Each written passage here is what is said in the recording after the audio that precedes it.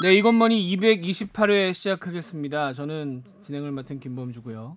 오늘 권혜리 기자하고 함께하도록 하겠습니다. 어서 오십시오. 안녕하세요. 선수 부장께서는 또 오늘 부장의 임무를 다 하기 위해서 자리를 비웠습니다. 저희가 시간을 조절했음에도 불구하고 사실은 오늘 손승욱 기자와 또 다른 기자 한 명을 섭외하려고 했으나 네.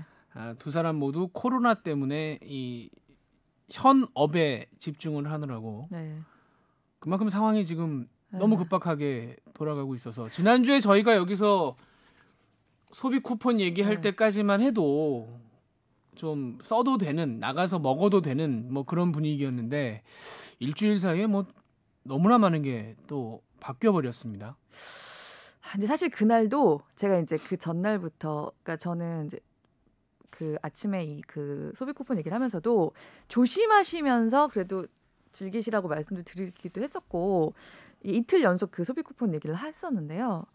약간 다 그때 기사에 대한 반응도 사람들이 좀, 아니 벌써 이렇게 말하자면은 굉장히 활발한 활동을 정부가 이렇게 권장해도 되느냐라는 반응은 굉장히 있었어요. 그리고 사실 방역 당국이나 의사들 같은 경우에는 이거 그냥 지나갈 리가 없다는 얘기를 사실 많이 하긴 했었거든요. 그래서 결국 그 소비 쿠폰도 이틀 만에 취소가 되고 그랬는데 정부의 고민은 진짜 이해를 합니다. 이게 사실 방역과 경제라는 반대 방향으로 뛰는 두 마리 토끼를 동시에 잡을 수밖에 없는 상황이고 2분기에 뭐 소비나 너무 안 좋았기 때문에 진짜 고육지책을 계속 내고 있는 거가 진짜 되게 애를 쓰고 있는데 아무튼 게다가 또 하필이면 이제 연휴 때 많이 연휴를 이번에 그 임시공휴일 붙인 연휴를 했던 두 가지 큰 이유 중에 하나는 소비 촉진이었고 그래서 그때를 기점으로 좀 확 이렇게 늘려보자는 차원에서 그때 또 다 맞춰서 소비 쿠폰을 풀었던 거거든요.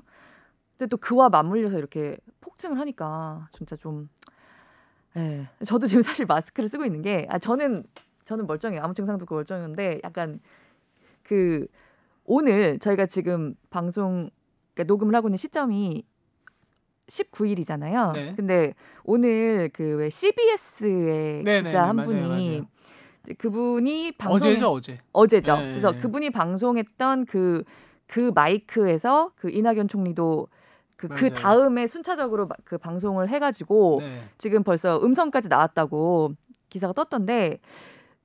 근데 저는 약간 그렇구나, CBS가 지금 이렇게 방송도 못하고 다 뭐 셧다운이 됐구나라고 생각만 하고 있었는데 이제 그 CBS 김현정의 뉴스쇼에 나가는 다른 외부 기자분이 그분이랑 접촉을 한 거예요. 14일에. 14일에. 근데 그분이 저랑 지난주 금요일에 접촉이 있었어요. 제가 정치쇼를 갔을 때. 그래서 저도 그 CBS의 그 기자분과 밀접 접촉자로 분류된 사람은 15일부터긴 한데 14일에 접촉한 누구는 3일 동안 자가격리를 했으면 한다라고 하는 그 내용을 어디서 보고 제가 먼저 정치쇼 연락을 해서 우리 지금 그러면 저뿐만 아니라 그날 라디오 정치쇼의 모든 스태프들, 그날 왔던 의원들, 뭐 이철희 소장님 전부 다 접촉자인 거거든요. 그래서 확인을 해보니까 좀 저희로서는 다행히 저희 쪽에 먼저 왔다가 갔어요. 그래요? 네, 그리고 그분도 뭐 확진자 이런 게 전혀 아니라. 근데 뭐 신경은 쓰이죠. 그래서 저도 지금 되게 만반의 준비를 하고 나 이거 보고하고 나도 검사 받으러 가야 되나 막 이런 상황인 건가 하고 막 약간 속을 끓이고 있다가 그건 아니란 걸 확인을 했는데 그러고 나서 생각해보니까 사실 저희는 방송을 하다 보니까 좀 소리가 잘 안 들리실까봐 마이크 좀 가까이 대고 얘기를 하고 좀 저랑 어차피 선배는 2m 떨어져 있으니까 마스크 안 쓰고 방송을 하잖아요. 근데 약간 신경이 쓰이는 거예요. 그렇게 아침에 속을 끓이고 나니까 그냥 오늘은 마스크 쓰고 있을래. 어차피 소리 잘 들리시라고 이렇게 마이크에도 자꾸 이렇게 맞아요. 가까이 가니까. 사실은 이제 최근에 터졌던 건 중에 뭐 교회 건은 이따가 말씀을 따로 얘기를 좀 해야 되겠습니다만은 그 마을 잔치했다가 70명 넘게 걸렸던 건, 그 건하고 스타벅스, 파주 스타벅스 이런 건들은 누구 탓을 하기가 사실 참 애매한, 누구나 그렇게 될 수 있는 뭐 그런 건들이었기 때문에 방금 권혜리 기자 얘기한 것처럼 소비 쿠폰이나 이런 부분하고 또 맞물려서 걱정을 좀 키울 수 있는, 사실 스타벅스 건 같은 경우는 커피 전문점에 가서 앉아 계신 분들이 지금도 굉장히 많거든요. 가보면. 아니 그리고 제가 사실 제가 이제 방송을 제가 했던 거는 다 해보거든요.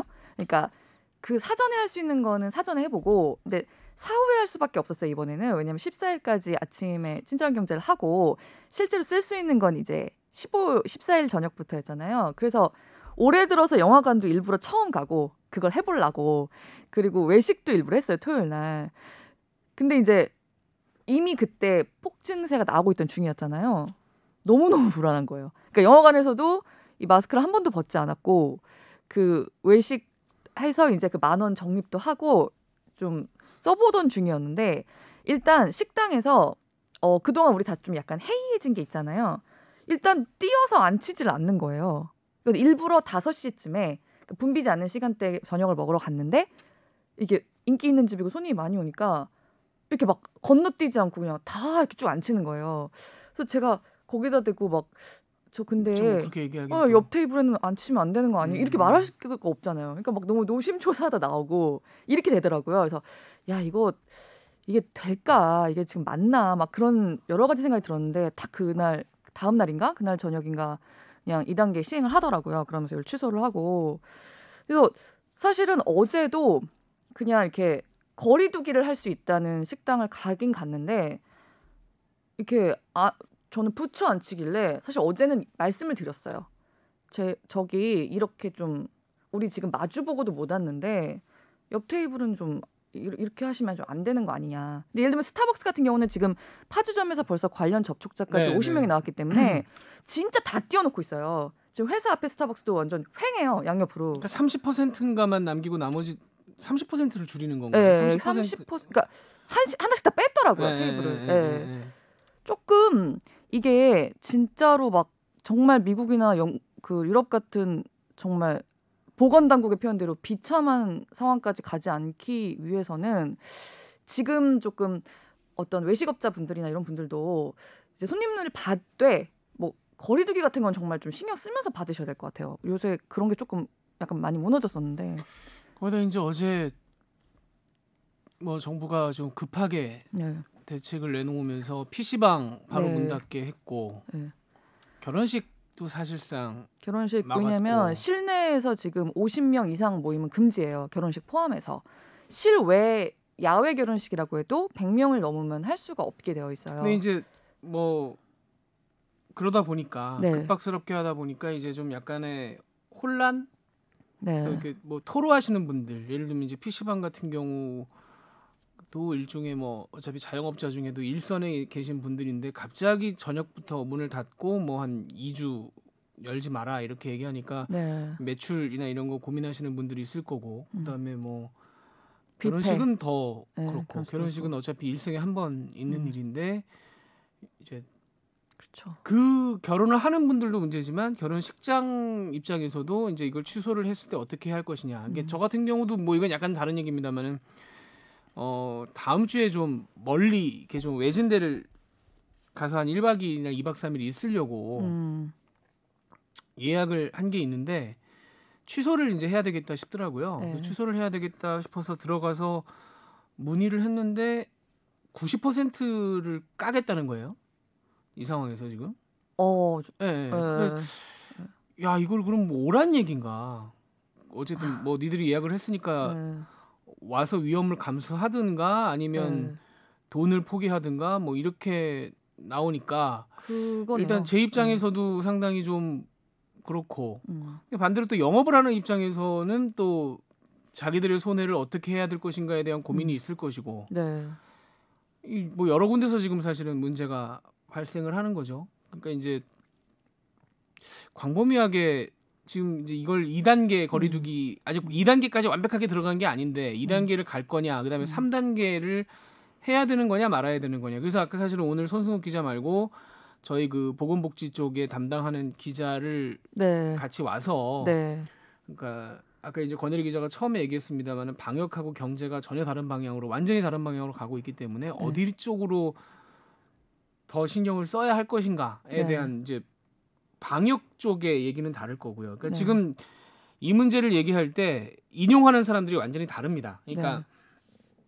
정부의 이런 쿠폰 이런 걸 가지고 이제 야당에서도 공격을 많이 하죠. 네. 처음에 이게 교회 때문이냐 정부 때문이냐. 예를 들면 하태경 의원 같은 경우는 뭐 박원순 시장 장례식까지 거론하면서 이제 교회랑 같은 선상에서 그걸 놓고 얘기를 하고 그다음에 또 방역 쿠폰 가지고 혹은 임시공휴일 가지고 얘기를 하는데 어느 쪽에 더 저희끼리 얘기를 하면 사실은 경제에 방점을 두고 얘기를 할 게 사실은 어떻게 보면 뻔하기 때문에 근데 방역의 입장에서는 당장 3단계 거리두기를 들어가야 되는 상황이라는 거죠. 지금 굉장히 강하게 락다운을 한마디로 걸어서 사람들 나오지 못하게 정도 거의 그 수준까지 가야만 이게 2주 뒤에 어느 정도 제압이 가능한데 이렇게 계속 풀어놓으면 계속 퍼질 거 아니겠느냐. 이걸 나중에 병원에서 어떻게 감당하려고 하느냐라는 게 이제 방역 관점에서의 얘기인 거고 경제 관점에서 얘기는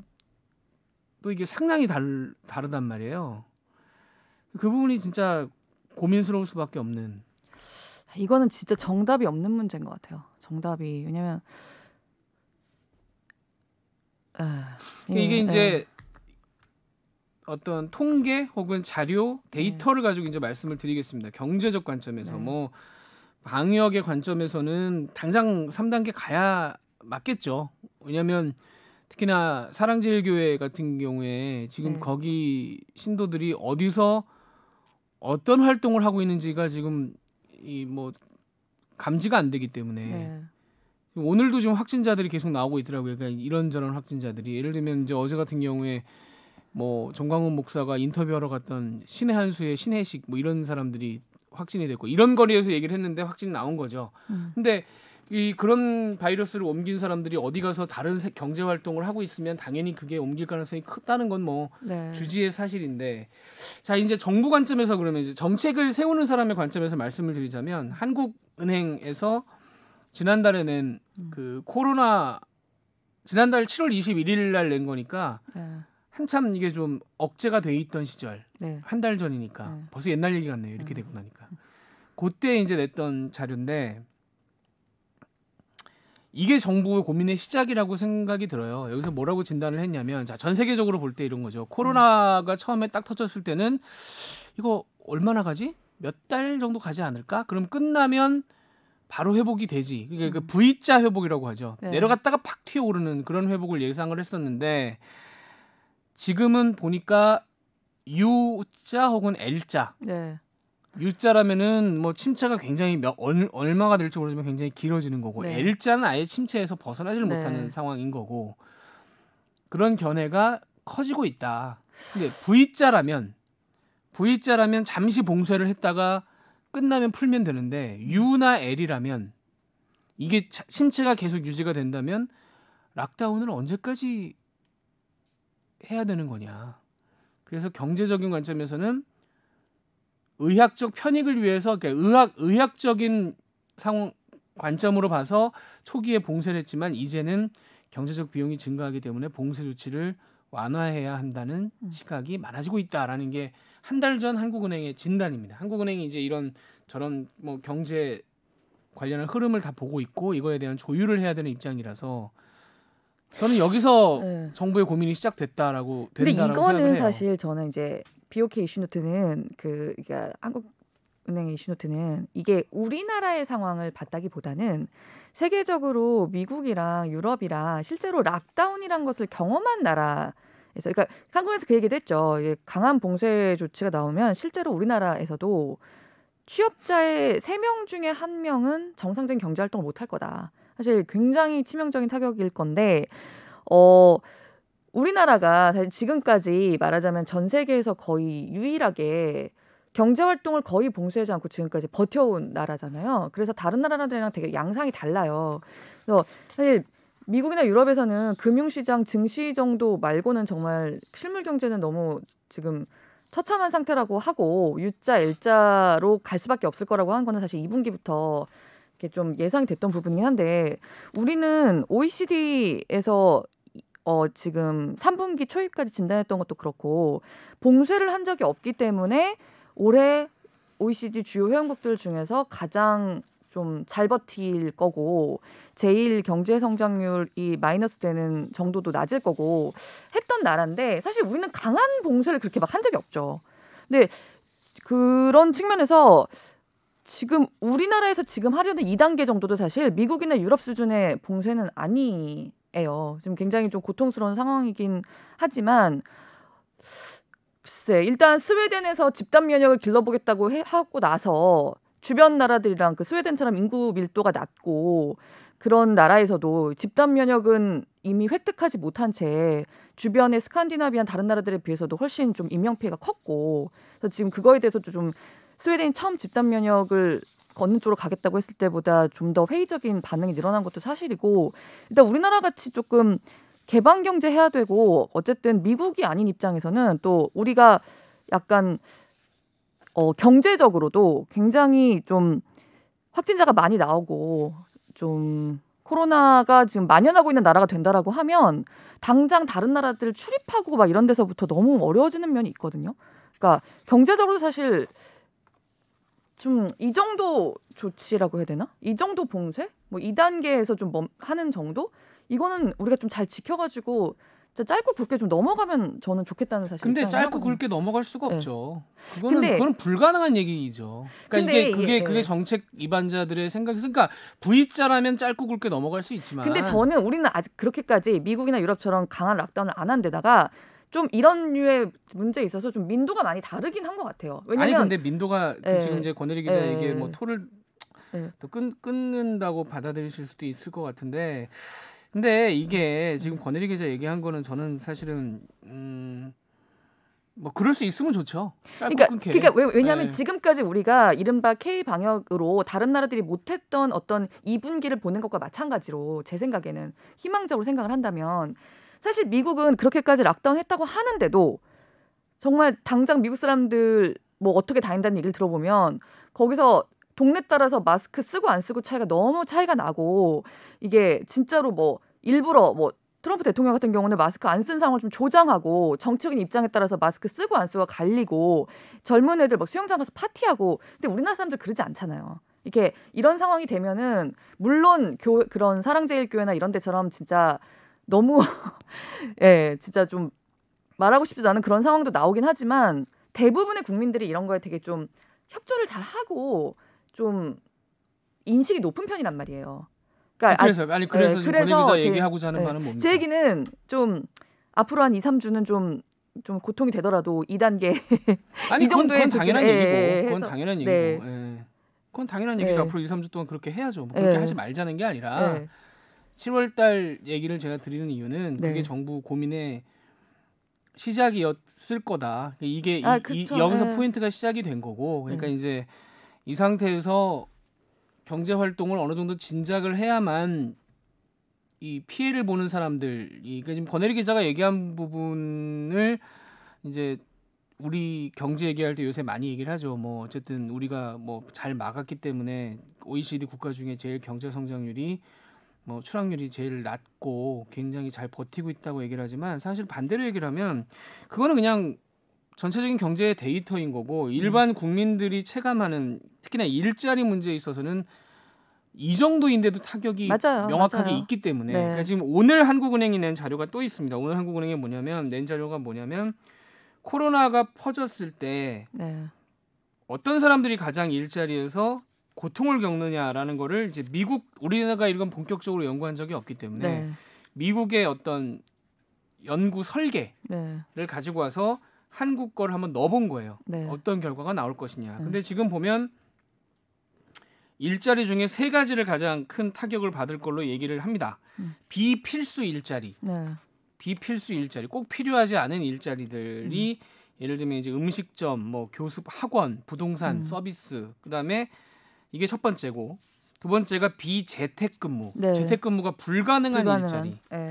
그다음에 세 번째는 고대면 접촉, 사람을 마주쳐야 되는 일자리. 이 3가지를 일단 대표적으로 꼽고 있어요. 그러면서 이제 뭐라고 설명을 하냐면 그 조합을 해봤을 때 비필수 비재택 하고 고대면 접촉 비재택. 요게 약간 성격이 다릅니다. 그러니까 비필수 비재택은 그야말로 이제 매장 판매 같은 거 하시는 네. 분들 꼭 필요하지 않고 재택근무는 불가능한. 네.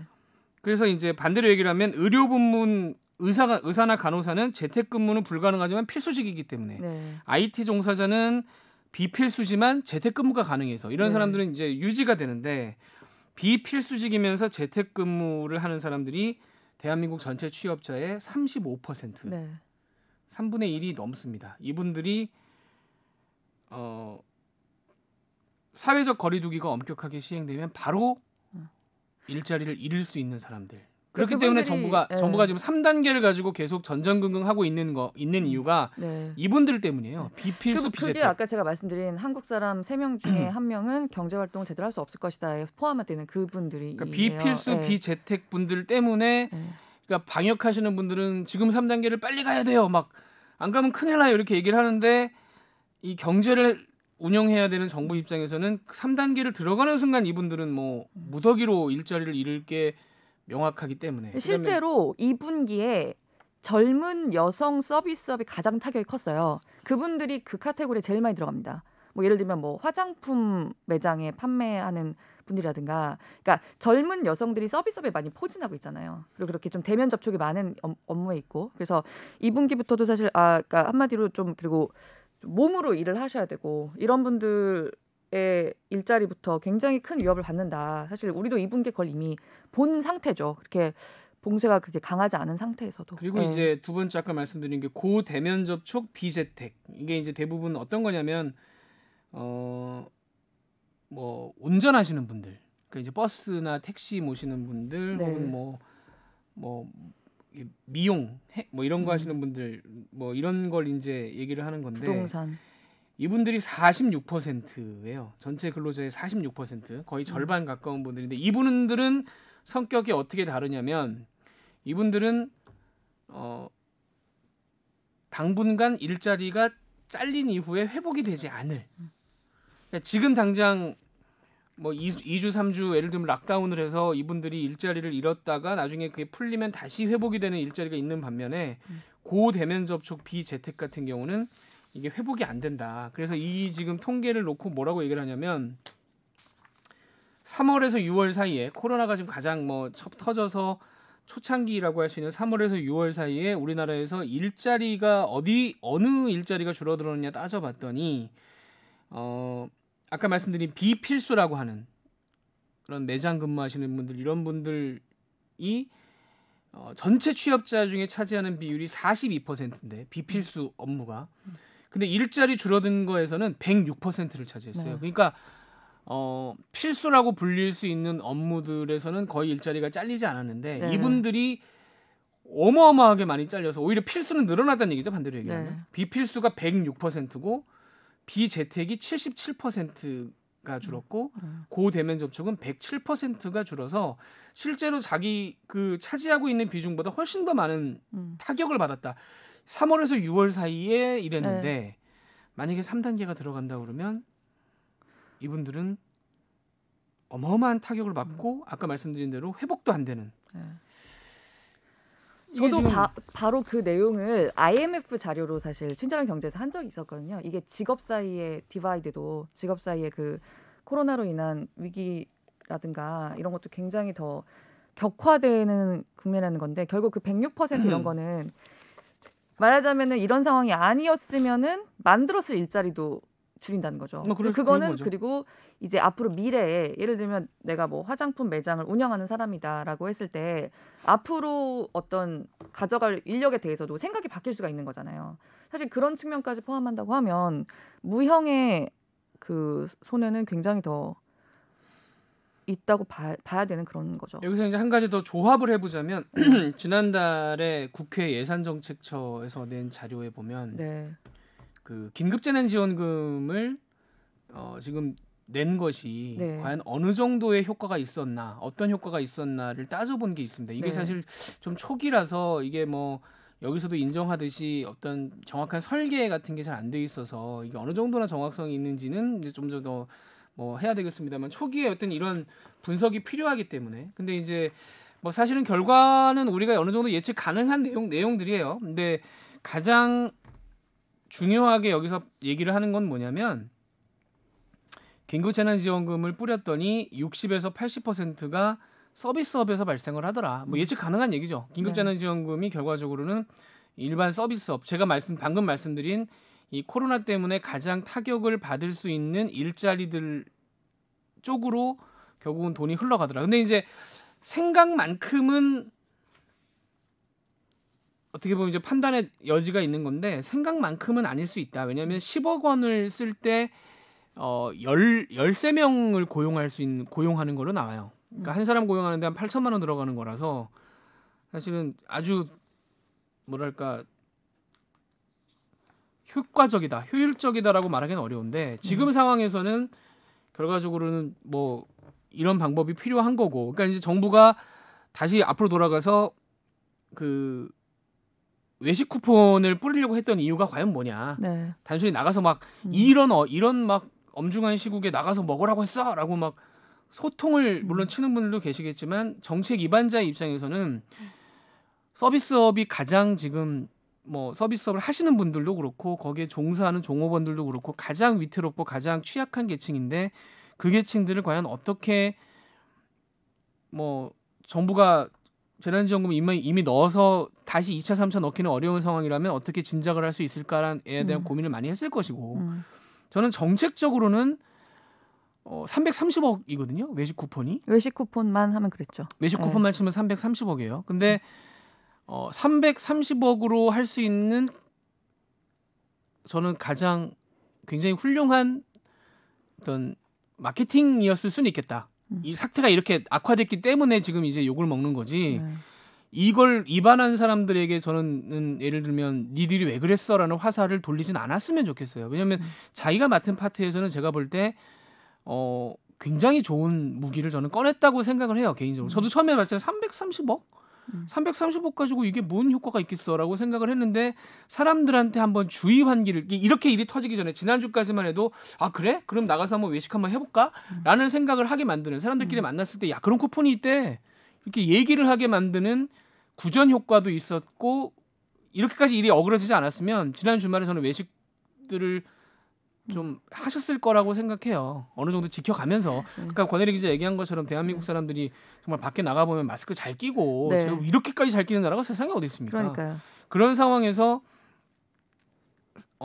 적잖은 효과가 있었을 거라고 저는 생각을 해요. 반대로 돌이켜 생각해 보면 이걸 비판하는 사람들, 그러니까 방역하시는 분들은 저는 비판하실 수 있다고 생각하고 그 비판 아프게 받아야 된다고 생각합니다. 근데 정치를 하는 예를 들면 야당의 입장에서 물론 야당이라는 존재 자체가 여당이 잘못하는 거 잡아가지고 혼내고 뭐 그걸로 다시 역전의 계기를 만들고 하는 게 당연한 거죠. 그렇지만 정책을 하는 입장에서 만약에 야당이 지금 미래통합당이 정권을 잡았다면 이거 안 했을 것인가?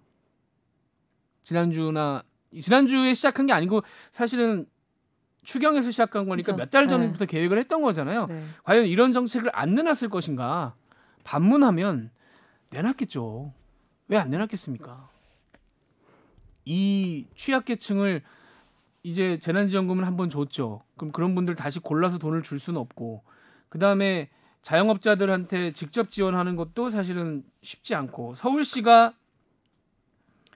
연 매출액 2억 원 이하 자영업자한테 140만 원을 주는 제도를 했는데 여기 들어가는 예산이 5,750억입니다. 5,750억. 140만 원이라는 돈이 물론 큰 돈이지만 한 명 한 명 줬을 때 과연 그게 얼마나 버틸 수 있는 돈인가 생각해 보면 사실은 그렇게 풍족한 돈은 아니란 말이에요. 이게 5,750억이 들어가요. 그러면 330억으로 그 정도 주입 환기를 했으면 저는 공무원이 낼 수 있는 아이디어로서는 상당히 창의적인 아이디어였다고 저는 생각을 해요. 개인적으로. 안 돼서 지금 뭐 문제가 불거진 거죠. 근데 반대로 생각해 보면 물론 아까 얘기한 그 마을 잔치도 그랬고 스타벅스라는 건도 물론 있긴 했습니다만 결국 가장 큰 거는 교회잖아요. 지금 사랑제일교회 특히나. 저는 단순히 그 사람들이 어떤 이런 분위기를 악화시킨 걸 넘어서 경제적으로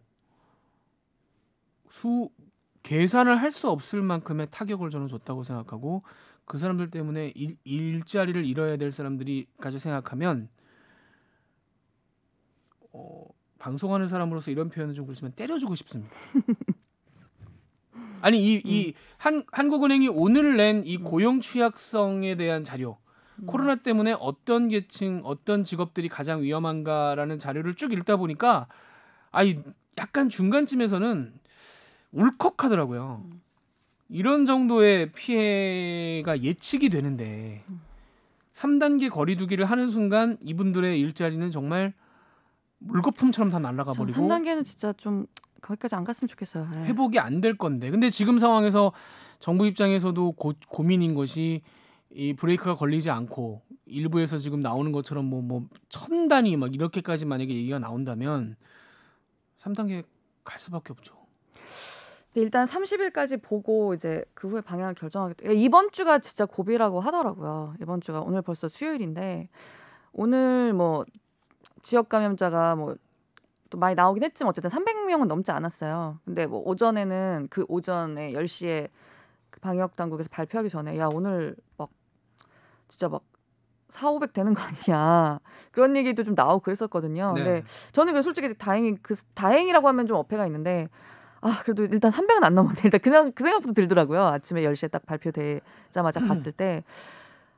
아무튼 2단계도 사실 지금까지 우리가 지난 몇 달 동안 그 좀 더 이렇게 좀 자유롭게 다녔던 거에 비하면은 굉장히 좀 강하게 내려지기 시작한 조치인데 그래서 원래 지난 주말에 그 수도권의 2단계를 시작할 때 수도권은 워낙 지금 고위험 시설이 12종이나 되잖아요. 그중에서 유통물류센터는 필수 산업시설이니까 거기만 빼고 11종에 지금 거기가 다 문을 못 여는 거 아니에요. 뭐 옛날에 대구나 또 마찬가지긴 하지만 어쨌든 서울 수도권의 그 시설 밀집도라든가 경제적 타격을 생각해서 일단 굉장히 방역수칙 철저히 지키면서 하시라고 했다가 주말 사이에 너무 확진자가 많이 나오니까 사실 나흘 만에 이거를 이제 완전 정식 2단계로 하게 된 건데 저는 좀 희망적으로는 정말 8월 말까지 이 2단계는 이게 왜냐면 식당 같은 데도 그리고 식당 어쨌든 지금 정상 영업을 하게 해드리고 있잖아요. 진짜 좀 이렇게 얘기하지 않아도 좀 이렇게 테이블 띄고 이런 거는 다 같이 좀 잘 해가지고 여기서 좀 끝났으면 좋겠어요. 진짜 8월 말 다시 좀 이렇게 뭐 30명, 20명 이렇게 줄어들면 그렇게 할 거 아니에요.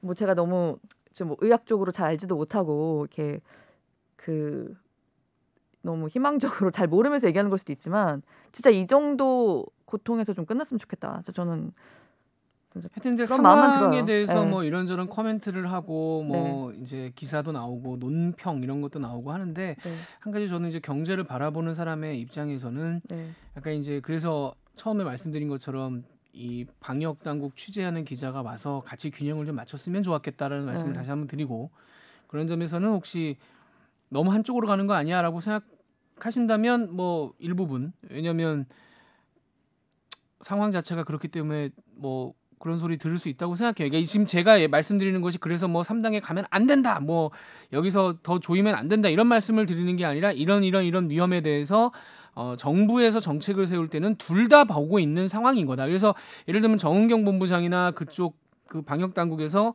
이런 부분에 있어서 문제 제기를 하고 계속 걱정이다라고 얘기를 했던 부분 충분히 이해하고 그 부분 당연히 그쪽 파트에서는 얘기를 해야 되는 거고요. 반대로 이제 정부 정책을 종합적으로 이 경제를 다루는 쪽에서는 그럼에도 불구하고 가능한 한 이렇게 해서 좀 불쏘시개를 넣어서 군불이라도 떼가지고 사람들이 더 경제적으로 고통받지 않는 방법을 좀 찾아보는 게 어떻겠습니까라고 제언하는 것이 또 경제 파트에 해야 될 일일 것이고 이걸 이제 종합적으로 받아서 예를 들면 대통령이라든가 총리라든가 뭐 청와대라든가 이런 데서 판단을 해서 어느 수준에서 이거를 맞춰갈 거냐를 종합적으로 판단을 해야 되는 것이고 그 과정에 있어서 저는 예를 들면 뭐 지금은 이렇게 하시고 이렇게 하시고 서로 이제 좀 이렇게 생각을 좀 맞춰가면서 토론을 하는 건 좋은데 예를 들면 일이 만약에 이렇게 벌어져서 이 뭐 방역을 지금 상황에서 왜 너네 그런 쿠폰질을 했어라고 지적하는 거 혹은 반대로 그래서 그걸 안 하고 거리두기를 세게 해가지고 나중에 이제 취약계층이 더 어려워지고 일자리 막 잃고 막 난리가 나면 그건 왜 못했어? 막 이런 식으로 냉탕온탕 왔다 갔다 하는 비판은 안 했으면 좋겠다. 지금 이 상황이 지금 그렇게 냉탕온탕 비판을 해가지고 예를 들면 그렇게 억눌러서 제가 말씀드린 그 소비 쿠폰 누가 아이디어를 냈는지 모르겠는데 지금 그 아이디어 낸 사람 나오라 그러면 안 나오겠죠. 욕먹을 거 아닙니까? 당장 그 사람한테 십자포화가 갈 거 아니에요. 그런 아이디어를 내는 것 자체를 억누르면 안 된다는 겁니다. 이 상황에서 어떻게든 살궁리를 해야 되는 사람은 있는 것이고 방역을 꾸리는 쪽은 방역을 당연히 열심히 꾸리면서 어떻게 하면 이 와중에서도 뭐 몇 푼이라도 벌어서 사는 사람들에게 희망을 줄 것인가에 대한 고민을 하는 사람이 있어야 되는데 자꾸 이렇게 가면 누구야 어떤 새끼야 뭐 저기 떠든 놈 누구야 이름 적어 막 이렇게 되면 그런 아이디어를 안 내겠죠. 저는 이럴 때일수록 상당히 많은 다양한 아이디어를 내서 그게 굉장히 치열한 토론을 거쳐서 균형 잡힌 정책으로 나와줘야 병에 걸리지 않고 살면서 돈도 잃지 않고 사는 한쪽은 병에 걸려 죽어가고 한쪽은 굶어 죽어가는 상황이 발생하지 않는 그런 상황을 좀 누가 종합적으로 만드는데 정치권도 그렇고 모두가 좀 합심했으면 좋겠다. 싸울 거 가지고 싸웠으면 좋겠다. 이거는 싸울 일은 아니라고 저는 생각을 개인적으로 합니다. 그런 점에서는 그 외식 쿠폰이요. 좀 아쉬운 부분이 저는 없잖아 있어서. 그거 나중에 재개하면 네. 14, 15일 날 쌓인 실적은 인정해준대요. 해준다고 하더라고요. 근데 영 안 되겠다 싶으면 그 배달 쪽에 좀 더 포인트를 줘서 배달 현장. 근데 그게 왜냐하면 제가 해봤어요. 제가 현장 결제로 하시면은 네네네. 일단 쿠팡 이츠는 현장 결제 메커니즘 자체가 없어요. 쿠팡 이츠는 없어요. 네. 그래서 그런 것도 이런 거 좀 발빠르게 좀 바꿔놓으면 안 되는 생각을 하긴 했는데. 쿠팡 이츠는 근데 이제 마켓 시어가 그렇게 크지 않으니까 큰 데들은 일단 돼 있긴 하죠. 큰 데들은 돼 있긴 한데 이게 이제 자칫 뭐 잘못 들으면 뭐 독일 회사 배불려 주는 거냐? 왜냐면 요기요나 뭐 배달의 민족이 독일 회사이기 때문에. 근데 이제 막다른 골목에 간다고 친다면 정말 음식점 나가서 먹는 게 눈치 보이고 좀 힘들고 그런 상황이 온다면 배달이라도 해야 되잖아요. 그래야 음식점들도 뭐 할 수 있고 이런 상황이 오니까. 그래서 그런 것이 안 된다면 배달의 비중을 조금 더 높여서 거기에 뭐 한마디로 유도를 한다거나 정책이라는 것이 결국 그런 거니까 배달을 유도를 한다거나 해서 뭐 안전하게 집에서 음식을 드시면서 소비를 할 수 있는 그러니까 이제 언택트 뭐 이런 상황에 적응할 수 있는 정책 방향이 좀 절충책 필요하지 않을까. 그래서 이제 제가 요새 미국 방송을 어떻게 하다 보니까 이제 보게 되는데 미국 광고들이 나온단 말이에요. 와, 미국 광고를 보니까 느낌이 확 다르더라고요. 거기는 우리보다 지금 상황이 더 엄중하고 그래서 더 조심하는 측면이 있는 거잖아요. 도미노 피자 광고를 하는데 이렇게 보는데 그 노 컨택트를 엄청 강조하면서 그 차를 주차장에 세워놓고 거기서 뭐 주문을 하면 직원이 마스크 쓰고 차에다까지 갖다 주더라고요. 혹시 이렇게 집에 오는 것도 당연히 불편하다고 하시면 그렇게 해드립니다. 뭐 이래서 뭐 그런 걸 굉장히 강조하고 그다음에 월마트도 노 컨택트를 굉장히 강조하면서 이럴 때 집에서 음식 재료를 주문하면 우리가 2시간 안에 배달을 해드리겠다. 뭐 이걸 또 굉장히 강조를 하고 그다음에 왜 미국 광고 중에 그런 것들 많아요. 무슨 전화나 뭐 스마트폰이나 혹은 통신회사 광고할 때 그 와서 상담하는 그 가게에 와서 이렇게 뭐 물어보면서 그거 얼마에 해드립니다. 뭐 이런 광고들이 되게 류가 많은데 그 마스크 쓴 남자가 종업원하고 그 얘기를 하는데 유리창을 사이에 두고 밖에서 얘기를 하더라고요. 가게를 안 들어오고 소리를 질러가면서 되게 인상적이더라고요. 실제 저렇게 하나보다. 왜냐하면 그게 현실을 반영하는 걸 테니까. 왜 우리 구내식당도 이거 지금 해놨잖아요. 유리 그거. 네. 저 사실 그거 하고 나서 처음 가봤어요. 구내식당을. 그래요? 오늘 아침에. 안 들려요. 안 들려요. 그래서 그리고 약간 혼자 조용히 먹게 돼요, 그냥. 약간 드라마 찍는 느낌이요. 약간 옛날에 그 가족 오락관에서 그 왜 노래 그 귀에 헤드폰 쓰고 막 이렇게 몸짓 발짓 하는 거 있잖아요. 몸짓 손짓 하는 거. 약간 저희 지하식당이 아크릴판으로 그렇게 해놔가지고 고개를 빼꼼 들어도 눈 정도 올라와요. 앉은 키가 제가 꽤 큰 편인데도 눈밖에 안 올라와서 사실 대화하지 말라는 거죠, 사실. 이제 조용히 먹고 가라는 건데. 뭐 그게 이제 일상이 된 거니까. 그래서 미국 광고를 이렇게 보면서 혹시 우리도 한 단계 더 강화된 쪽으로 가게 된다면 어떻게 대응을 할 것인가? 경제적으로 뭐 살아는 가야 되니까 네. 그 부분에 대한 고민을 좀 앞서서 해야 될 상황인 것 같기도 하다. 맞아요. 네. 이게 아니었으면 좋겠는데 그런 상황이 올 수도 있으니까. 미국 광고를 보고 있으니 야, 뭐 예를 들면 우리가 미국 사람들 뭐 마스크 안 쓰고 뭐 종업원을 때렸대는 둥, 뭐 동네에 가면 뭐 어쩌대는 둥 이런 얘기를 어제도 우리 뭐 마스크 쓰러 갔다가 버스기사 폭행한 분 있었죠. 우리도 많더라고요. 우리도 많은데 그 어제 그 통계가 나왔더라고요. 대중교통에서 마스크 안 썼다가 적발돼서 이 경찰에 넘어간 320명? 320명인가 그런데 지금까지 292대 28이더라고요. 성별로는 연령대는 또 이제 뭐 우리가 예측하다시피 고연령대가 많고 왠지 뭐 그걸 쓰는 거를 남자답지 못하다라고 생각하는 분들이 혹시 계신지도 모르겠습니다. 요새 그 특히 나오는 턱스크라는 말 유행하는데 그냥 쓰세요.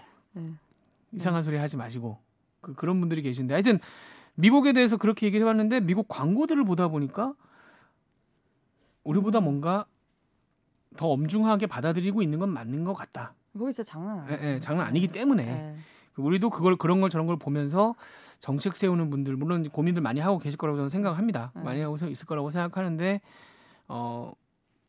특히 경제적으로는 그럴 경우에 어떻게 될 것이냐. 만약에 진짜 우리가 락다운까지 가야 되는 상황이 온다면 최악의 상황이 온다면 경제적으로 어떻게 해야 될 것이냐. 재택근무라든가 뭐 재택근무의 형태에 대해서도 고민을 해야 되겠지만 재택근무가 안 되는 분들 혹은 기타 다른 상황에 대해서 어떻게 대응을 해야 될 것이냐에 대한 사실은 지난 한 2달 동안 K방역 이러면서 잘 막아와서 이 정도로 넘어갈 수 있지 않을까라는 희망을 가져왔는데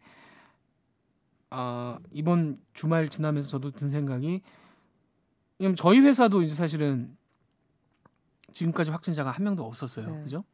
근데 지난 주말에 직원의 가족이 확진되는 일이 있어가지고 그래서 그랬어요? 네, 있었어요. 그 처음에는 직원 가족이 확진 났다.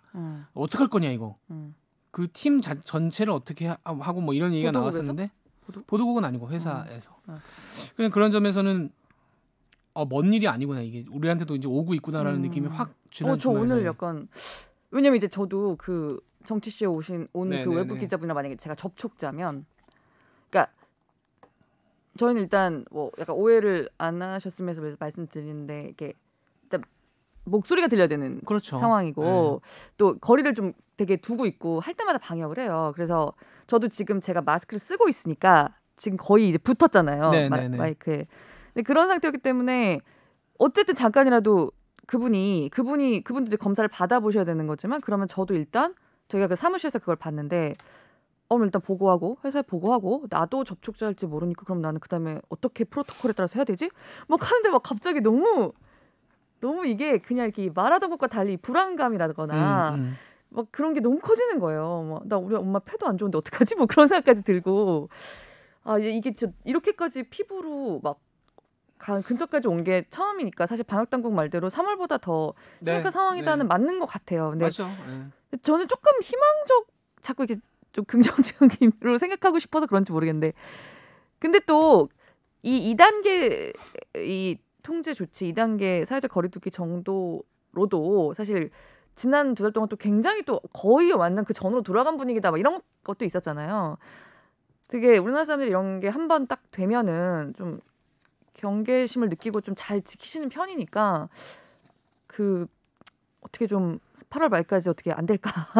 근데 지금 하라는 건 진짜 잘 지켜서 했으면 좋겠다. 아니 저만 해도 저도 사실은 지난 주말에 약간 반성을 한 게 약간 이런 표현 어떨지 모르겠습니다만은 K 방역 뽕을 맞고 있었던 것 같다. 이게 방역이라는 게 어떻게 보면 의료진들이 현장에서 몸으로 떼어가면서 굉장히 한국적인 관점에서 몸으로 떼어가면서 체력 소진되고 정신적으로도 피폐해져 가면서 막아왔고 또 대중들이 상당히 많이 호응해서 마스크 잘 끼고 우리는 또 조심 많이 했기 때문에 그런 게 겹쳐져서 이렇게 왔는데 어떻게 보면 사랑제일교회 건이 좀 튀죠. 좀 나쁘죠. 그런 예측하기도 어렵고 어떻게 보면 약간 고의인가라는 생각이 들 정도의 행동들을 했기 때문에 지금 위기가 찾아온 건데 반대로 얘기를 하면 한번 경각심을 높여야 될 타이밍이 맞는 것 같다. 네. 왜냐하면 가을도 이제 올 네. 거고 그다음에 뭐 어차피 미국, 유럽 다 7월 말 8월 들어오면서 한번 다시 치고 올라가는 분위기이기 때문에 어느 나라나 사실은 이런 단계는 오는 거라고 생각하면 네. 사회가 한번 바짝 정신 차리는 계기로 삼아서 다들 네. 조심하는 좀 타이밍이 되면 되겠다. 왜냐하면 저만 해도 저 다시 말씀드리지만 상당히 마음을 놓았던 측면이 있는 것 같고 네. 다시 한번 다잡게 되면서 밖에 나갈 때 마스크 잘 쓰고 네. 뭐 좀 행동 조심하고 이런 네. 생각을 하게 되니까. 그리고 저 진짜 그거, 그러니까 식당들도요. 진짜 그 테이블 뛰기라든가 이런 거는, 그러니까 물론 2분기 굉장히 좀 손해를 보셨기 때문에 다시 이렇게 손님들 돌아올 때 특히 좀 인기 있는 식당들 같은 경우에는 막 바짝 하고 싶은 마음은 너무 이해를 해요, 사실. 그래서 서비스업이 무서운 거잖아요. 그래서 제조업은 나중에라도 저기 밀린 거를 나중에, 그러니까 이번 달에 만약에 100개를 못 만들었으면 다음 달에 200개를 만들 수 있지만 서비스업은 사실 그게 진짜 무서운 거라고 하잖아요. 그러니까 머리를 지난달에 안 깎은 사람이 이번 달에 2번 깎기는 안 된다는 거죠. 그래서 결국은 그냥 영구 손실로 남고 지나가고 네. 그게 장기적으로 남기 때문에 서비스업 같은 데가 정말 이번에 더 타격이 큰 건데 네. 제 마음은 너무 이해해요. 근데 진짜 그 앞으로 한 2주 동안 그러니까 손님들이 요구하지 않아도 거리두기 같은 거는 좀 이렇게 좀 지켜서 해주시고, 그리고 손님들도 종업원들이 저기 이 테이블에 앉으시면 안 돼요라고 이렇게 말씀드릴 때 화내지 않으셨으면 좋겠어요. 그러니까 물론 저부터도, 그러니까 좀 어디 식당 같은 데 들어갔을 때 여기는 좀 뛰고 앉아주세요. 그러면 나 여기 앉을 건데 막 이러면서 이렇게 막 그러면 사실 직원들이 더 강하게 얘기하기 힘들거든요. 그러니까 좀 더 힘들어지고 3단계까지 가는 그런 상황을 좀 노력해서 좀 막아보자는 차원으로 예, 좀 비상 상태로 좀 했으면 이번 주랑 다음 주까지는. 예. 어려운 시기입니다. 그래서 네. 우리는 우리대로 지켜야 될 것들을 잘 지키면서 네. 제가 다시 한번 말씀드리고 싶은 거는 또 내일, 다음 달 뭐 이렇게 준비를 해야 될 분들, 아까 말씀드린 그 소비 쿠폰 아이디어 내신 공무원분이 이 방송을 혹시 들으실지 모르겠지만 저는 유일하게 현재 대한민국에서 거의 유일하게 잘하셨다라고 제가 말씀을 전해드리겠습니다. 알아요? 그럼요. 또 여러 번 했죠. 잘하셨다라고 저는 말씀드리고 네. 싶고 더 많은 아이디어를 내셔서 네네. 이렇게만 어그러지지 않았으면 그분 덕분에 일자리 네. 유지하는 분이 있었을 거고 그분 네. 덕분에 가게 유지하실 수 있는 분이 있었을 거고 그분 덕분에 먹고 사는 사람이 있었을 겁니다. 이게 일이 이렇게 되는 바람에 네. 뭔가 이 화살이 그분한테 지금 날아가는 느낌이 있는데 더 힘내서 이후 단계까지 좀 고민을 하셔가지고 네. 뭐 다른 아이디어들도 좀 더 내서 좀 경제적으로는 버틸 수 있게 그렇게 했으면 좋겠고, 또 한 가지는 지난주에 저희 애가 좀 아팠어요. 후반에. 근데 이제 동네에 좀 큰 병원에 갔는데 열이 39도 넘어갔었거든요. 그랬더니 안 된다고 종합병원을 가라고 그러더라고요. 그러니까 이제 열이 많으면 일반 병원에서는 받으면 안 되는 거죠. 왜냐면 이제 저 그 생각은 못 하고 갔는데 혹시 코로나일 수 있다면 그 병원 자체가 문제가 되는 거니까 이게 감지가 안 되는 거잖아요. 알 수가 없잖아요. 그쵸. 그래서 이제 대형 병원 응급실로 갔는데 그날 하필 이제 의료파업 첫날이어가지고 시간이 뭐 어마어마하게 걸렸어요. 이게 이제 바이러스성인 것 같대요. 뭐 대단한 애들이 항상 걸릴 수 있는 병 중에 하나인데, 그러니까 옛날 같으면 그냥 일반 동네 병원에서 간단하게 약 찍고 끝났을 일인데 이제 거기까지 가니까 뭐 몇 시간을 사실 거기서 기다리는데 몇 시간을 기다리면서 이렇게 보니까 진짜 고생들을 어마무시하게 하고 계시더라고요. 어마무시하게 하고 있고 반대로도 그분들은 그분들대로 위협을 그러니까 환자 한 명 한 명한테 위협을 그쵸. 느끼겠다는 생각도 들고 걱정도 많겠다는 생각이 들고, 또 그 와중에 구급차가 앞에 와가지고 이제 후송을 하는데 한 8살 9살쯤 돼 보이는 머리를 깎은 거 보니까 백혈병인 것 같아요. 아이가 걔가 나오는데 또 쟤는 또 어떡하나, 왜냐면 면역이 안 좋은데 또 그쵸. 이런 상황이니까 쟤는 어떡하나 뭐 오만 생각이 그럼요. 응급실 앞에서 많이 들더라고요. 그러니까 제가 겪어보니까 제가 겪어서 이렇게 그냥 차 타고 응급실 지나가고 그냥 뭐 남들 얘기 듣고 뭐 이럴 때 하고 맞아요. 직접 가서 이렇게 옆에서 고생하고 속 끓고 뭐 이런 걸 옆에서 보고 있자니 이것도 참 어려운 부분이구나. 그러니까 저희가 이제 방송에서 이번 머니에서는 경제니까 경제 관련 얘기를 많이 했습니다만은 방역을 위해 쓰시는 분들 정말 고생 많으시고 그분들을 위해서라도 뭐 방역을 더 세게 우리가 할 수 있는 데서는 더 세게 하면서 돈을 벌 수 있는 데서는 더 세게 버는 방법밖에는 현재로서는 없는 것 같다라는 생각이 참 많이 듭니다. 여러 가지 생각을 하게 만드는 시점인 것 같아요. 네, 그래서 지금 응급실 평소에도 그러니까 의료 파업을 안 한 날도 응급실 가면은 평소보다 2-3배씩 시간이 걸려요. 일단 다 또 코로나 검사도 받아야 되기 때문에. 그리고 진짜 의료진들이 뼈와 살을 갈아서 지금 이 상황을 버텨온 것도 있고 또 병원에 의료진만 있는 게 아니잖아요. 네. 병원 스태프들, 직원들, 그러니까 그 구급차 운전하시는 분들 다 너무 힘들다고 하더라고요. 아 그럼요. 근데 또 이런 상황에서 약간 지금 여전히 사태가 진행 중이기 때문에 좀 손이 미쳐 이게 시선이 이런 게 미치지 못하는 데들도 있긴 할 텐데 약간 이게 돈을 좀 못 받고 있다거나 아니면은 한번 이제 코로나 지정 병원이었다가 했을 때 뭐